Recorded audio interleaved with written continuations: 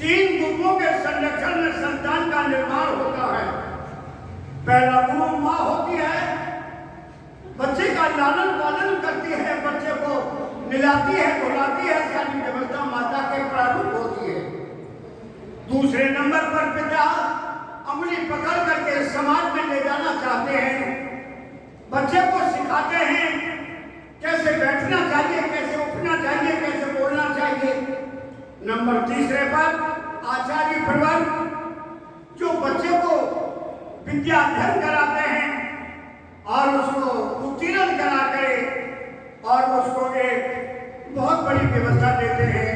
तो तीन गुरुओं के संरक्षण में जिस संतान का निर्माण हो गया है वो संतान बहुत बड़ी उत्साही होती है, बहुत बड़े उत्तीर्ण हो जाती है। ऐसे माता पिता का कोटि कोटि धन्यवाद है। मैं हृदय से अभिनंदन करता हूँ, स्वागत करता हूँ ऐसे माता पिताओं का जो अपने पुत्रों को, अपने पुत्रियों को संस्कार देते हैं। तो सुनिए, महर्षि दयानंद जी महाराज के उपकारों की चर्चा कहाँ तक आपको सुनाए। एक गीत में अपने साथी भाई शर्मा जी से निवेदन कर रहा हूँ कि ये लगभग 25 वर्ष से मेरे साथ कार्य कर रहे हैं।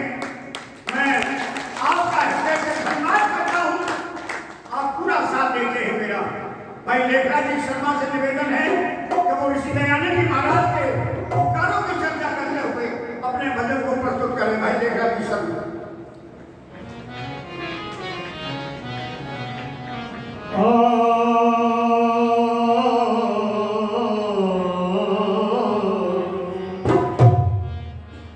ये जग में वेदों की जब तक निशानी रहे, महर्षि की अमर ये कहानी रहे, कहानी रहे।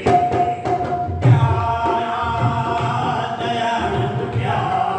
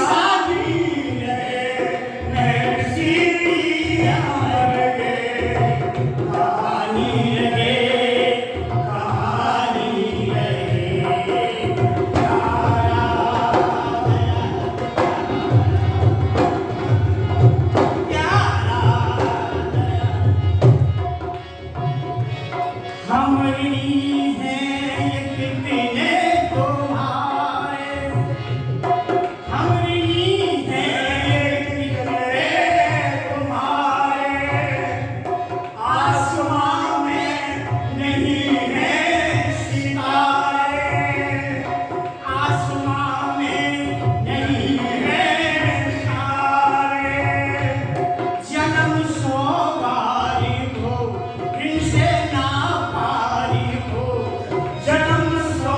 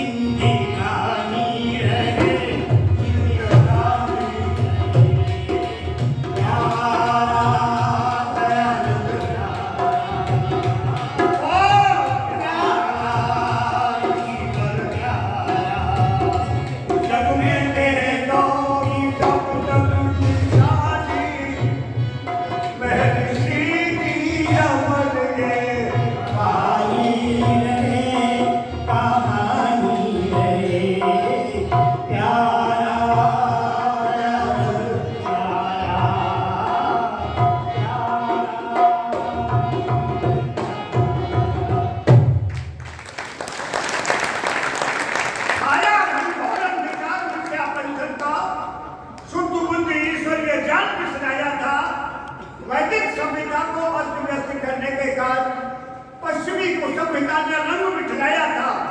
गौ, विधवा, अनाथ त्राहि त्राहि करते थे। गौ, विधवा, अनाथ त्राहि त्राहि करते थे।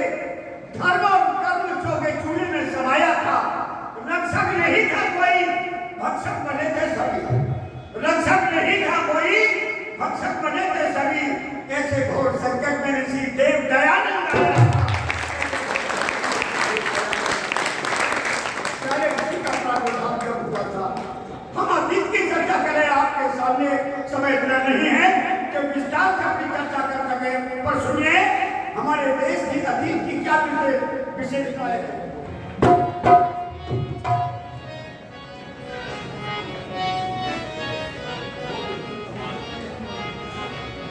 अरे अतीत हिंद की, अतीत हिंद का इन गुबारों से पूछो, क्या दबदबा था, क्या दबदबा था। सितारों से पूछो,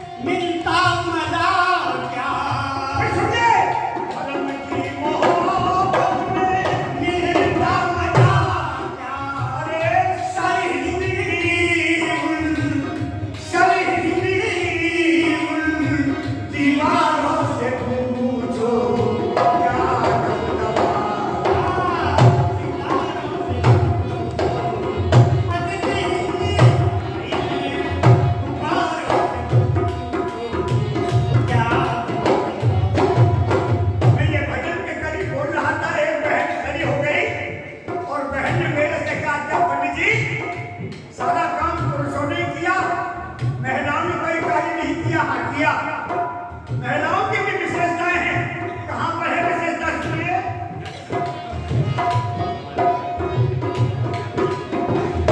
कहां जल उठी हजारों सितारे, कहाँ जल उठी हजारों सितारे, अरे चित्तौड़ के उन अंगारों से पूछो क्या करना। सितारों से पूछो अतिथि गुब्बारों से पूछो क्या करना। सितारों से पूछो।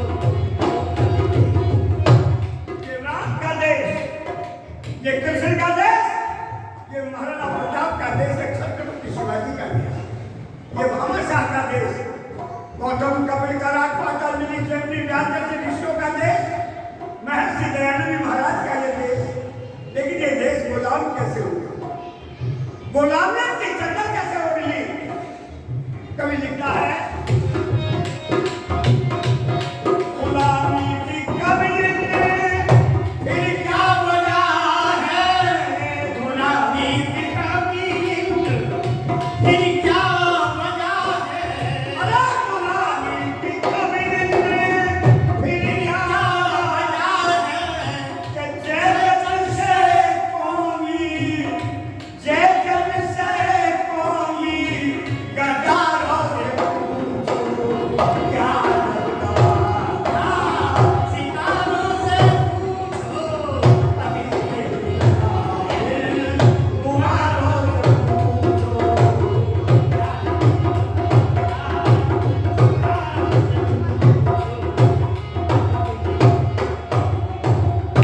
मैं बहुत धन्यवाद करता हूँ। आयुष्मान कार्ड जाऊंगा कि आयुष्मान कार्ड जाऊँ ने आमंत्रित करके मुझे बुलाया और मैं देखता हूँ कि नौजवान बच्चे मेरे सामने पर बैठे हुए हैं, तो मैं नौजवानों को आह्वान करते हुए एक निवेदन कर रहा हूँ। मेरे प्यारे गुरु कुमार शुक्ला आयु मुसाफिर उनके शरण में रह करके मैं कुछ सीखा, तो उन्होंने एक नज़म लिख करके दी और नौजवानों को सावधान करके दिया।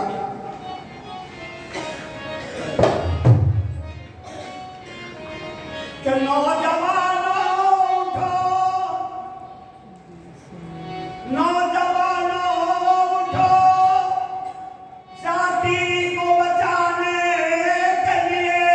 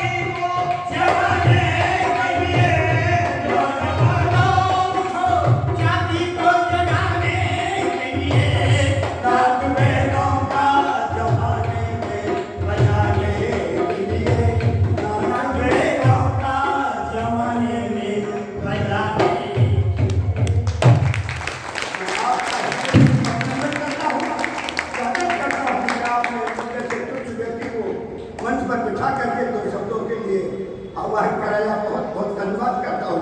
और बहुत धन्यवाद, बहुत बहुत आभार। ये 95 वर्ष की आयु है। देखा वाणी में जोश, और ये पुराना खाया हुआ है। और वो आवाज, स्वर कहाँ पहुंच रहा था, हारमोनियम में स्वर टूटे हुए, मैं तो वहां लास्ट पहुंच गया उसमें, जहां तक आवाज जा सकती थी। सबको 100 रुपए दे रही बहन जी ने, आपका धन्यवाद। बहुत बहुत अभिनंदन और स्वागत है आपकी वाणी को सुनकर के, आपके भजन को सुनकर के। मैं देख रहा था यहाँ पर बैठे हमारे कई बड़ी उम्र के लोग, आयु वृद्ध लोग, जो 80 के आसपास हो गए हैं। प्रधान जी भी 80 के हो गए। तो हमारे चौधरी हरि सिंह सैनी जी शायद 89 हो रहे हैं, 87।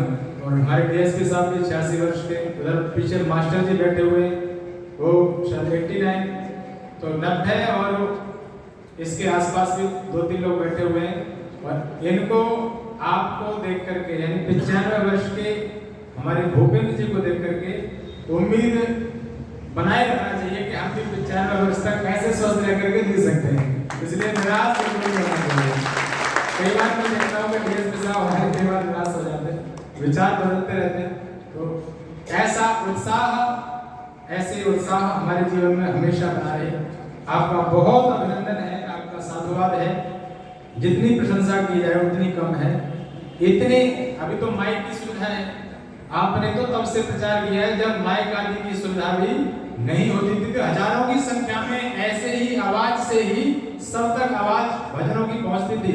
और ऐसे प्रचारकों की वजह से ही आर्य समाज आज इस स्थिति में है। ध्यान रखना, गांव-गांव आर्य समाज के भजनों परिषदों ने जो घूम घूम करके अपने साथ हारमोनियम में ढोलक बांध के, अपना बिस्तर बांध करके जो प्रचार किया है वो बड़ा अद्भुत था। उन सब जो हमारे जैसे लक्ष्मण सिंह बेमूल, पृथ्वी सिंह बेधड़क आदि बहुत सारे भजनोपदेशक थे जिनके बारे में हम सुनते हैं। कई लोगों को हमने देखा नहीं, लेकिन इनको देख करके, आपको देख करके उनके बारे में सोच सकते हैं कि उनका भी क्या जज्बा ऐसा है। 1927 का जन्म है मेरा। बहुत बढ़िया। और हमने तो जो है अपने कागजों में पता लगा था कि 1928 का है, तो 95 के 96 साल के हो गए फिर तो। सन 1927 के हिसाब से तो जो 23 चल रहा है, तो 96 साल के हो गए। 95-96 साल की उम्र बहुत होती है। और हम आर्य समाज की पूरी टीम, हिसार की ये पूरी नगरी आपको सम्मानित कर रही है, आपको सम्मान कर रही है। और आपका सम्मान करके हम पूरी हिसार की नगरी गौरवान्वित महसूस कर रही है। मैं आर्य समाज के हमारी यशस्वी मंत्री आदरणीय श्री पवन रावल बसिया से प्रार्थना करूंगा कि अभिनंदन पत्र है और उसको आपके समक्ष सबको सुनाएंगे।